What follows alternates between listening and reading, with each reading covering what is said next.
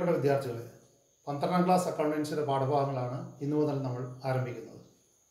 11ാം ക്ലാസ്സിൽ നമ്മൾ ഏകാംഗ വ്യാപാര സ്ഥാപനങ്ങളുടെ, അതായത് സോൾ പ്രൊപ്രൈറ്റർഷിപ്പ് കൺസേൺസിൻ്റെ അക്കൗണ്ടുകൾ തയ്യാറാക്കുന്നതിനെ കുറിച്ചാണ് വിശദമായിട്ട് പഠിച്ചത്. എന്നാൽ അതിൽ നിന്നും ഏറെ വിഭിന്നമായി ഈ വർഷത്തെ അക്കൗണ്ടൻസി പ്രധാനമായിട്ട് 2 ഭാഗങ്ങളാണ് ഉള്ളത്. 40 മാർക്കിൻ്റെ അക്കൗണ്ടിംഗ് പാർട്ട്, എ പാർട്ടിൽ അക്കൗണ്ടിംഗ് 40 സ്കോറിനാണുള്ളത്. രണ്ടാമത്തെ പാർട്ട് കമ്പ്യൂട്ടറൈസ്ഡ് അക്കൗണ്ടിംഗ് 20 മാർക്കിൻ്റെ എഴുത്ത് പരീക്ഷയാണുള്ളത്. എന്നാൽ ചില സ്കൂളുകളിൽ പാർട്ട് ബി കമ്പ്യൂട്ടറൈസ്ഡ് അക്കൗണ്ടിങ്ങിന് പകരം അനാലിസിസ് ഓഫ് ഫിനാൻഷ്യൽ സ്റ്റേറ്റ്മെൻറ്റ് ആയിരിക്കും ഉൾപ്പെടുത്തിയിട്ടുണ്ടാവുക. അവർക്ക് 40 മാർക്കിൻ്റെ AFSൻ്റെ പാഠഭാഗം പഠിക്കേണ്ടതുണ്ട്. അങ്ങനെ കമ്പ്യൂട്ടറൈസ്ഡ് അക്കൗണ്ടിംഗ് ഓപ്ഷനായിട്ട് എടുത്തിരിക്കുന്ന കുട്ടികൾക്ക് 60 മാർക്കിൻ്റെ എഴുത്ത് പരീക്ഷയും, എന്നാൽ അനാലിസിസ് ഓഫ് ഫിനാൻഷ്യൽ സ്റ്റേറ്റ്മെൻറ്റ് എടുത്തിട്ടുള്ള വിദ്യാർത്ഥികൾക്ക് 80 മാർക്കിൻ്റെ എഴുത്ത് പരീക്ഷയുമാണ് സെക്കൻഡ് ഇയറിലുള്ളത്. ഇതിൽ 40 മാർക്കിൻ്റെ അക്കൗണ്ടൻസി പാഠഭാഗങ്ങൾ പ്രധാനമായിട്ടും 5 ചാപ്റ്ററുകളിലൂടെയാണ് ഈ വർഷം നമ്മൾ പഠിക്കുന്നത്. ഈ പാഠഭാഗങ്ങളിലൂടെ നമുക്കൊന്ന് അതിൻ്റെ തലക്കെട്ടുകളിലൂടെ നമുക്കൊന്ന് കടന്നു പോകാം. ഏതൊക്കെയാണ് അക്കൗണ്ടൻസിയിലെ പ്രധാനപ്പെട്ട 5 പാഠങ്ങളെന്ന് നമുക്ക് പഠിക്കാം. ഒന്നാമതായി accounting for not for profit organisation. ഇതാണ് ഒന്നാമത്തെ പാഠം. ലാഭേച്ഛ ഇല്ലാത്ത സ്ഥാപനങ്ങളുടെ കണക്കുകൾ തയ്യാറാക്കുക എന്നുള്ളതാണ് ഈ പാഠഭാഗം കൊണ്ട് ഉദ്ദേശിക്കുന്നത്. ഇത് 10 മാർക്കിൻ്റെ പാഠഭാഗമാണ്. എഴുത്ത് പരീക്ഷയ്ക്ക് 10 സ്കോറാണ് ഈ പാഠഭാഗത്തിനുള്ളത്. രണ്ടാമത്തെ chapter accounting four partnership basic concept എന്നുള്ളതാണ്. 5 മാർക്കിൻ്റെ പാഠഭാഗമാണിത്. മൂന്നാമത്തെ chapter reconstitution of partnership, admission of A partner. ഒരു പുതിയ പങ്കാളിയെ പങ്കാളിത്ത സ്ഥാപനത്തിൽ ഉൾപ്പെടുത്തുന്നതുമായിട്ട് ബന്ധപ്പെട്ട കാര്യങ്ങളാണ്. 10 മാർക്കിൻ്റെ വെയിറ്റേജ് ആണ് ഈ ചാപ്റ്ററിനുള്ളത്. നാലാമത്തെ chapter reconstitution of partnership, retirement or death of A partner. 7 score weightage ഉള്ള ചാപ്റ്ററാണിത്. ഈ ചാപ്റ്ററിൽ പങ്കാളിത്ത സ്ഥാപനത്തിൽ നിന്നും നിലവിലുള്ള ഒരു പങ്കാളി വിരമിക്കുന്നു അല്ലെങ്കിൽ മരണപ്പെടുന്ന സാഹചര്യമാണ് ചർച്ച ചെയ്യുന്നത്.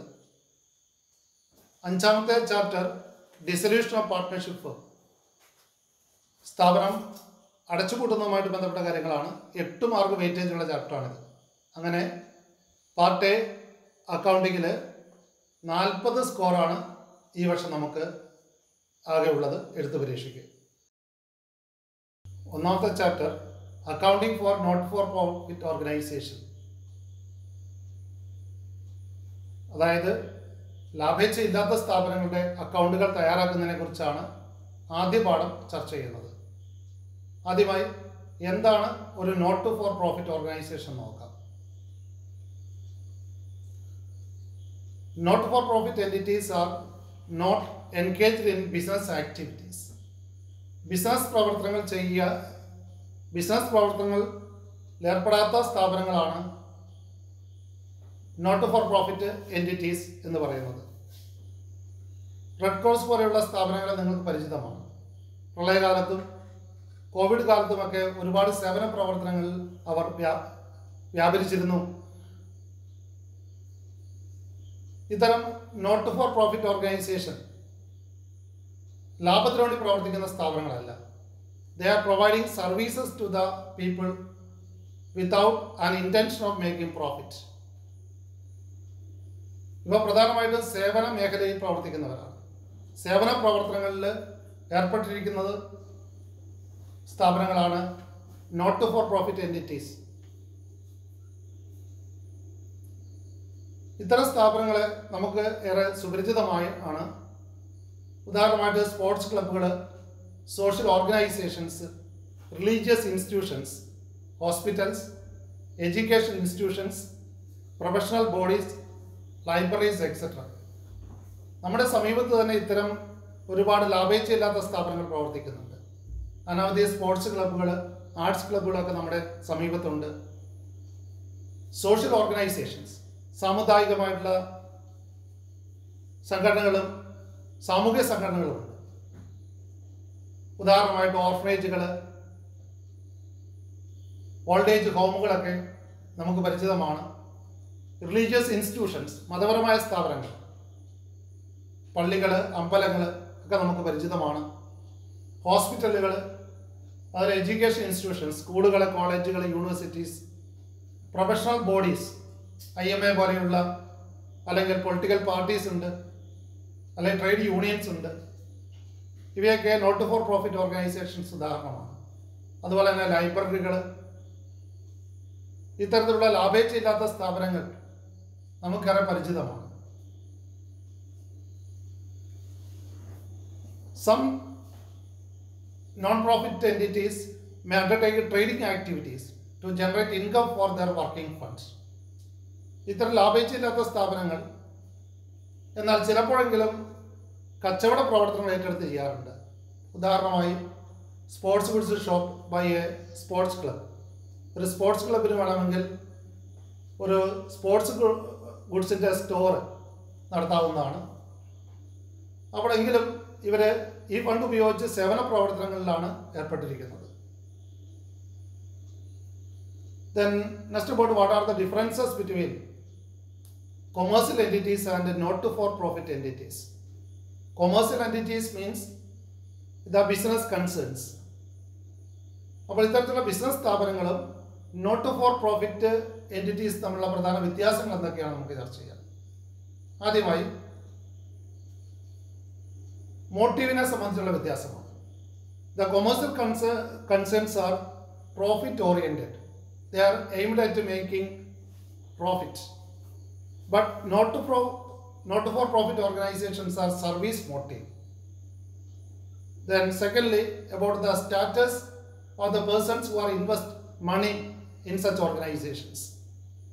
In commercial concerns or business concerns, the persons who invest money are called proprietors or owners. But in case of not-for-profit organization, they are called the subscribers or members. And thirdly, about the result of activities. അവരുടെ ആക്ടിവിറ്റീസിൻ്റെ result എന്തായിരിക്കും? ഒരു commercial concern ആണെങ്കിൽ, അഥവാ ഒരു business കൺസേണിലാണെങ്കിൽ profit അല്ലെങ്കിൽ loss, ലാഭം അല്ലെങ്കിൽ നഷ്ടമാണ് അവിടെ ബിസിനസ് റിസൾട്ട് എന്ന് പറയുന്നത്. എന്നാൽ ലാഭേച്ഛയില്ലാത്ത സ്ഥാപനങ്ങളിൽ ലാഭമോ നഷ്ടമോ അല്ല, സർപ്ലസ് അല്ലെങ്കിൽ ഡെഫിസിറ്റ് ആണ്. അതായത് മിച്ചം അല്ലെങ്കിൽ കമ്മിയാണ് അവിടെ ഉണ്ടാവുക.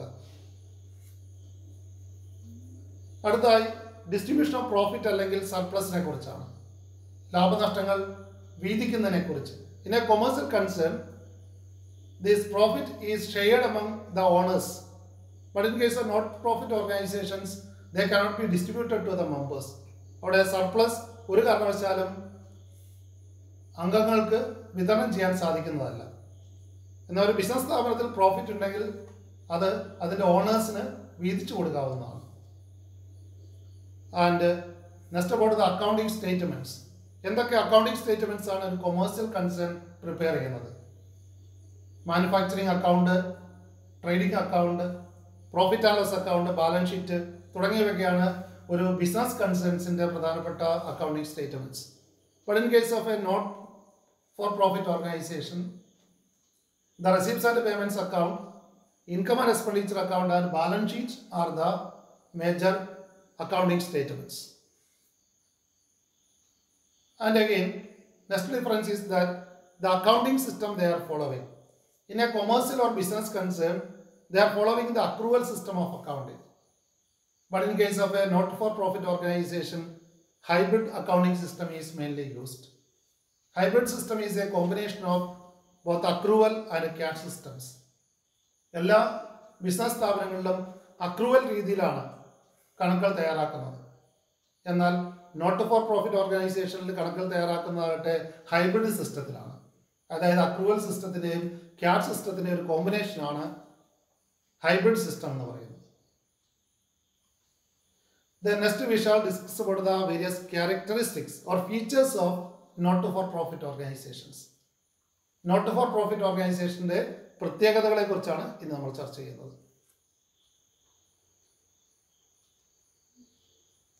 The first feature of not for profit organization is that they are providing services to a specific group. പ്രത്യേകിച്ചും അവരുടെ മെമ്പേഴ്സിന് സേവനങ്ങൾ ചെയ്യുന്നതിലാണ് അവർ എൻഗേജ് ചെയ്തിരിക്കുന്നത്.